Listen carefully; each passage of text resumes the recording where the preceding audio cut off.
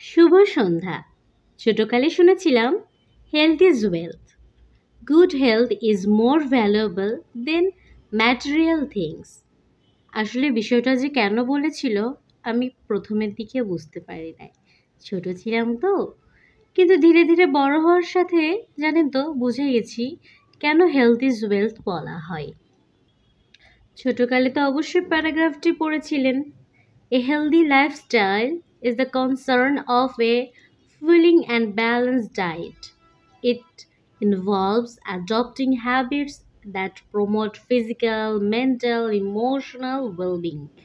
Maintaining a healthy lifestyle, including eating, exercising, getting sufficient sleep, and managing stress effectively.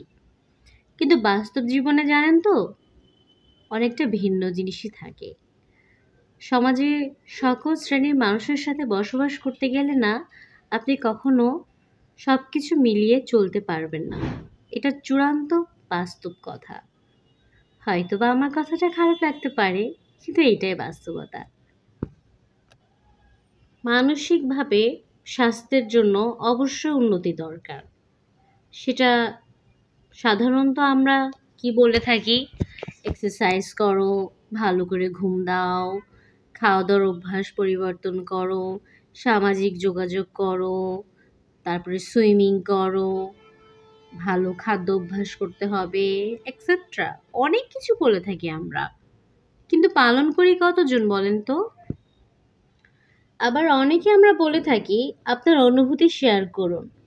ভাই রে ভাই, অনুভূতি share করতে গেলে সামনের মানুষটি আপনাকে এতটা ডিমোটিভেট করে দিবে যে আপনি যে আসলে কোন সমস্যা নিয়ে তার কাছে গেছিলেন আপনি সেটাই ভুলে যাবেন।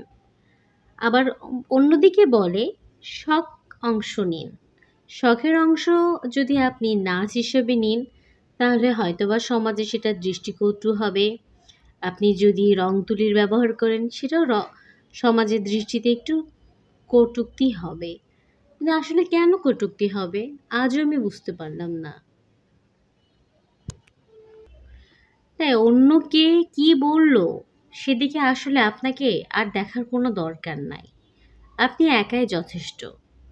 আপনি একজন সুস্থ সবল মানুষ, রক্তে মাংসে মানুষ, আল্লাহ তাআলার শ্রেষ্ঠ মানব সন্তান আপনি। আপনি অনুগ্রহ করে অন্যের সাহায্য না নিয়ে আপনি নিজেকে সাহায্য করুন। দেখবেন উপরওয়ালা আপনাকেই সহযোগিতা করবে। অন্যের কাছে নিজের কষ্টগুলো প্রকাশ না করে আল্লাহ তাআলার সাথে প্রকাশ করুন এবং নিজেকে বুঝুন। অন্যকে বোঝার চেষ্টা করবেন না, আগে নিজেকে বোঝার চেষ্টা করুন। দেখবেন অনেকটা সমস্যার সমাধান হয়ে যাবে। ধন্যবাদ এতক্ষণ আমার কথা শোনার জন্য। আর ভুল ত্রুটি থাকলে অবশ্যই ক্ষমা দৃষ্টিতে দেখবেন। আসসালামু আলাইকুম।